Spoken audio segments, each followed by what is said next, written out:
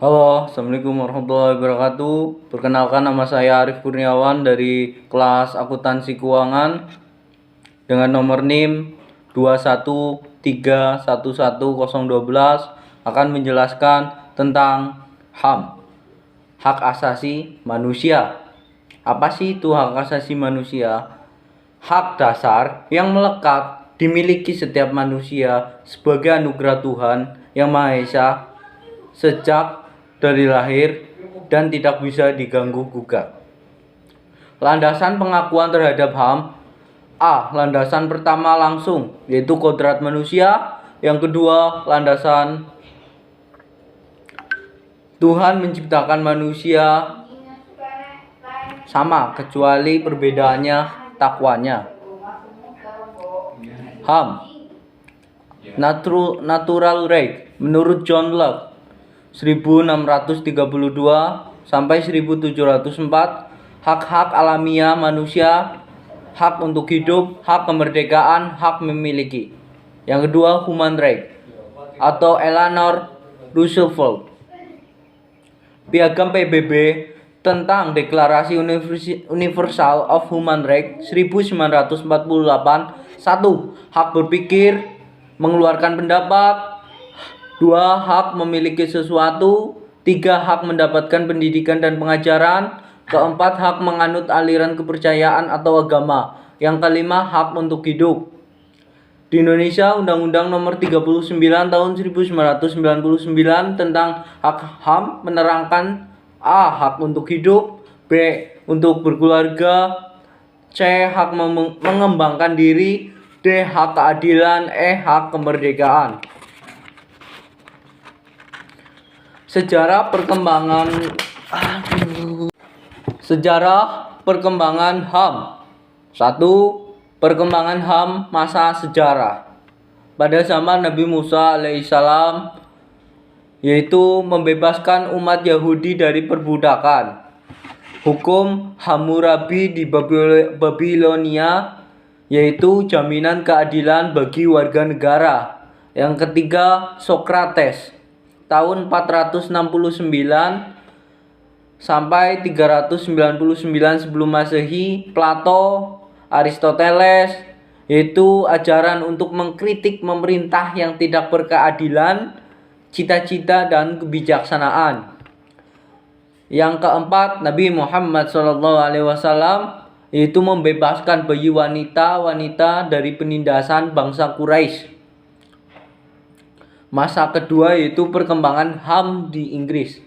Yang pertama pasti Magna Carta, yaitu Piagam Agung, yaitu membatasi kekuasaan Raja John bertindak sewenang-wenang terhadap rakyat dan bangsawan.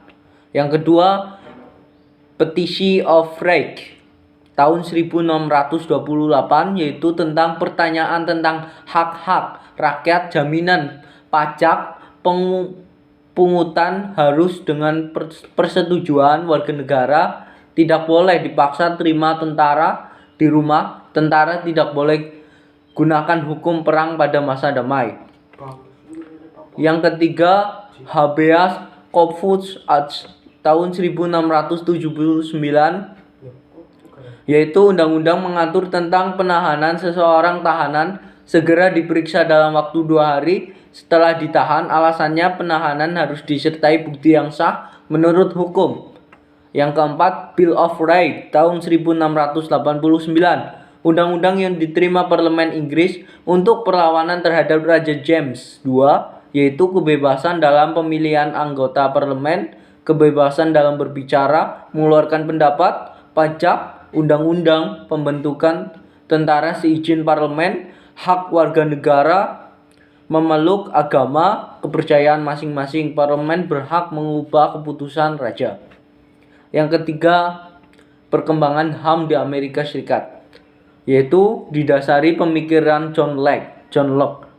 Hak hidup, hak kebebasan, hak milik atau properti, yaitu Declaration of Independence of the United States tahun 1776. Yang kedua, perjuangan sebagai emigran Inggris. Pengakuan HAM PBB. Deklarasi pada tanggal 10 Desember 1948 diperingati oleh seluruh dunia sebagai Hari HAM. Pasal 1. Sekalian, orang yang dilahirkan merdeka mempunyai martabat hak-hak yang sama. Mereka dikaruniai akal, budi, dan hendaknya bergaul satu sama lain dalam persaudaraan.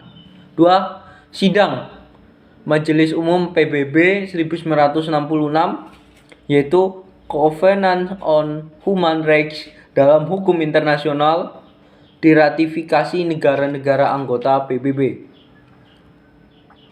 HAM di Indonesia. Pengakuan bangsa Indonesia terhadap HAM yaitu tertuang pada pembukaan Undang-Undang 1945 alinea pertama, bahwa sesungguhnya kemerdekaan itu ialah hak segala bangsa. Yang kedua, pembukaan Undang-Undang 1945 alinea keempat. Kemudian daripada itu, kemanusiaan yang adil dan beradab, dan lain-lain. Batang tubuh Undang-Undang Dasar 1945, terutama pasal 28, menjelaskan tentang HAM itu sendiri.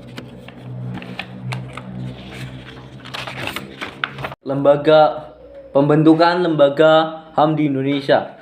Salah satunya Komisi Nasional HAM atau Komnas HAM. Dasarnya yaitu Kepres nomor 5/93 tanggal 7 Juni 1993 tentang Undang-Undang nomor 39 tahun 99 tentang HAM.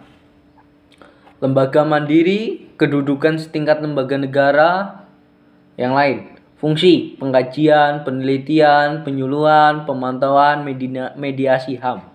Tujuan mengembangkan kodrat yang kondusif pelaksanaan HAM sesuai Pancasila, Undang-Undang 45, Piagam PBB, Deklarasi Universal HAM, meningkatkan perlindungan penegakan HAM guna perkembangan pribadi manusia Indonesia yang seutuhnya, kemampuan berpartisipasi dalam berbagai bidang kehidupan.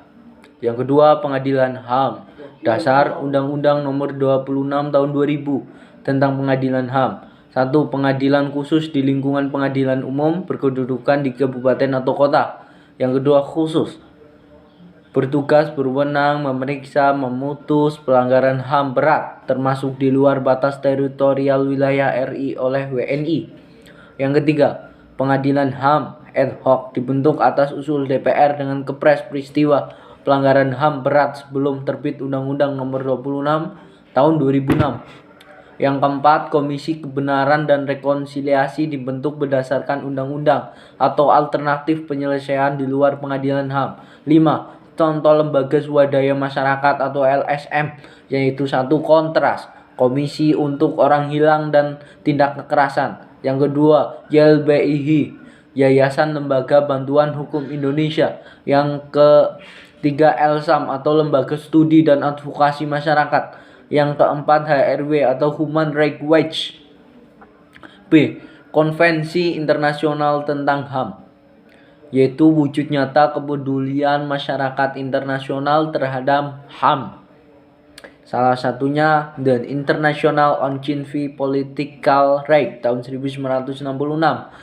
Yang kedua, The International Covenant on Economic, Social, Cultural Rights tahun 1966. Cairo Declaration of Human Rights in Islam 1990. Bangkok Declaration 1993. Yang terakhir, Deklarasi Wina tahun 1993. Hak asasi manusia. Menurut Undang-Undang nomor 39 tahun 99 tentang HAM, dalam pasal 1, hak asasi manusia adalah seperangkat hak yang melekat pada hakikat dan keberadaan manusia sebagai makhluk Tuhan yang Maha Esa, merupakan anugerah yang wajib dihormati, dijunjung tinggi, dilindungi oleh negara, pemerintah, dan setiap orang demi kehormatan dan perlindungan harkat dan martabat manusia. Hak-hak asasi manusia itu dapat dibeda-bedakan sebagai berikut. Hak asasi pribadi atau personal right, yang meliputi kebebasan menyatakan pendapat, kebebasan memeluk agama, kebebasan bergerak. Yang kedua, hak asasi ekonomi atau property right, yaitu hak untuk memiliki sesuatu, membeli dan menjual serta memanfaatkannya. Yang ketiga, hak asasi politik right, yaitu hak untuk ikut serta dalam pemerintahan, hak dipilih dan memilih dalam suatu pemilihan umum, dan hak untuk mendirikan suatu partai.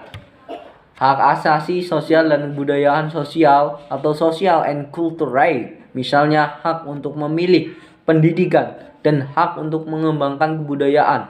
Hak asasi untuk mendapatkan pengakuan tata cara peradilan dan perlindungan atau procedural right, misalnya peraturan dalam hal penahanan, penangkapan, penggeledahan, peradilan.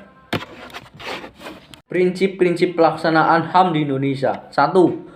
Keseimbangan antara hak dan kewajiban. Yang kedua, bersifat relatif. Yang ketiga, keterpaduan. Yang keempat, keseimbangan. Yang kelima, kerjasama internasional yang saling menghormati. Yang keenam, taat pada peraturan. Yang ketujuh, keterkaitan sistem politik. Yang kedelapan, kesamaan harkat dan martabat.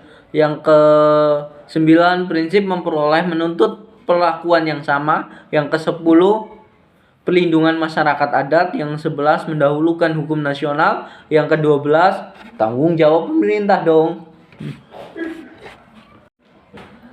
Instrumen hukum HAM di Indonesia. 1. Ketetapan MPR atau TAP MPR nomor 17 garis miring MPR tahun 98 tentang HAM. Yang kedua, Undang-Undang nomor 5 tahun 98 tentang pengesahan Convention Against Torture and Other Cruel, Inhuman or Degrading Treatment or Punishment, atau konvensi menentang penyiksaan dan perlakuan atau penghukuman lain yang kejam, tidak manusiawi atau merendahkan martabat manusia. Yang ketiga, Kepres nomor 181 tahun 98 tentang Komisi Nasional Anti Kekerasan Terhadap Perempuan. Yang keempat, Kepres nomor 129 tahun 98 tentang Rencana Aksi Nasional Hak-Hak Asasi Manusia Indonesia. Yang kelima, Inpres nomor 26 tahun 98 tentang menghentikan penggunaan istilah pribumi dan non-pribumi dalam semua perumusan dan penyelenggaraan kebijakan, perencanaan, program, atau pelaksanaan kegiatan penyelenggaraan pemerintah. Yang keenam, Undang-Undang nomor 39 tahun 99 tentang HAM. Yang ketujuh, Undang-Undang nomor 26 tahun 2000 tentang Pengadilan Hak Asasi Manusia. Yang kedelapan, amandemen kedua Undang-Undang 1945 tahun 2000 bab 10A pasal 28A sampai 28J mengatur secara eksplisit pengakuan dan jaminan pelindungan terhadap hak asasi manusia. Yang kedua, hambatan penegakan HAM. Yang pertama, faktor kondisi sosial budaya. Yang kedua, faktor komunikasi dan informasi. Yang ketiga, faktor kebijakan pemerintah. Yang keempat, faktor perundangan. Yang kelima, faktor aparat dan penindakannya. Law enforcement. Pelanggaran HAM berat.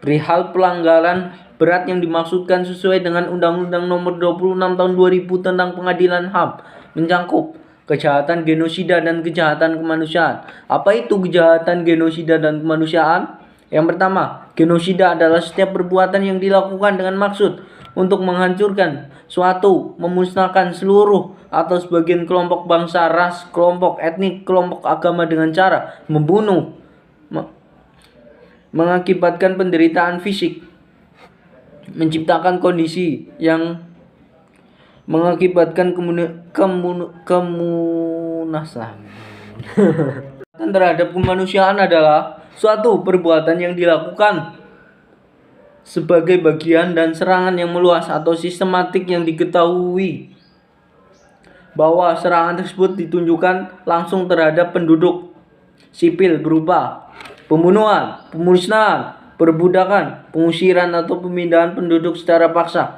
perampasan, penyiksaan, perkosaan, dan lain-lain. Sifat HAM. 1. HAM bersifat universal. Yang kedua, supralegal. Makna dan hakikat HAM bagi bangsa Indonesia. 1. Proklamasi kemerdekaan Indonesia menjelaskan tentang kebebasan dan kemerdekaan adalah hak segala bangsa. Yang kedua, dasar negara NKRI, Pancasila, kemanusiaan yang adil dan beradab. Yang ketiga, pembukaan Undang-Undang 1945 sebagai pokok kaidah fundamental Negara Kesatuan Republik Indonesia, yaitu pemahaman bangsa Indonesia terhadap HAM. Undang-Undang 45 menjelaskan hak individu, sosial, ekonomi, dan politik, hak untuk memperoleh pengajaran, kebebasan berserikat, berkumpul, dan mengeluarkan pendapat, persamaan warga negara di depan hukum. Permasalahan Indonesia dalam penghormatan, pengakuan, penegakan hukum dan HAM. 1. Penegakan hukum di Indonesia masih belum dirasakan optimal oleh masyarakat. Sampai tahun 2004, baru 3 dari 9 kasus pelanggaran HAM berat yang sudah mencapai proses pemeriksaan. Yang kedua, masih ada peraturan perundang-undangan yang belum berwawasan gender dan belum memberikan perlindungan HAM. Yang ketiga, belum membaiknya kondisi kehidupan ekonomi bangsa sebagai dampak krisis ekonomi. Yang keempat, terjadinya konflik dalam masyarakat seperti Aceh, Ambon, Papua, dan Poso. Pemenuhan hak sipil dan politik terganggu. Adanya terorisme, yaitu rasa tidak aman di masyarakat. Yang keenam, ada globalisasi, muncul kejahatan internasional.